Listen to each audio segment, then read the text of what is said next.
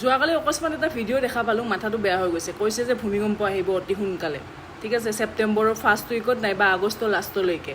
এতিয়া তাতে মই গৈ কিনে কেইটামান কমেণ্ট পঢ়িছোঁ, আৰু সেই কমেণ্টকেইটা পঢ়ি ৰাতি মই আই থিংক 2:30 মানত এনেকুৱা পাগল টাইপ হাঁহিছোঁ।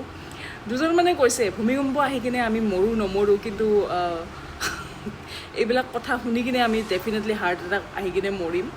আগতীয়াকৈ জাননীবিলাক কিয় দি দিয়ে? মৰিব লগা আছে যদি মৰিমেই। আগতীয়াকৈ হাৰ্টটো ফাৰ্ষ্ট হৈ গৈছে। এতিয়া যদি ভূমিকম্প অহাৰ আগতে মৰি যাওঁ, কোনে ৰিস্ক ল'ব বোলে।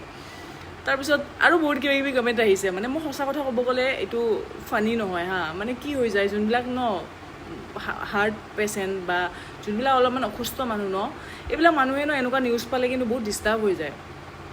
মই ভাবোঁ আৰু যে ঠিকে আছে বাৰু কৈ দিয়ে, কিন্তু মানে কি হৈ যায়, কৈ দিয়াবিলাক কিন্তু সিমান আজিলৈকে হোৱা নাই। আগতেও কৈছে বহুতবাৰ পৃথিৱী ধ্বংস হ'ব, বাট হোৱা নাই, ঠিক আছে।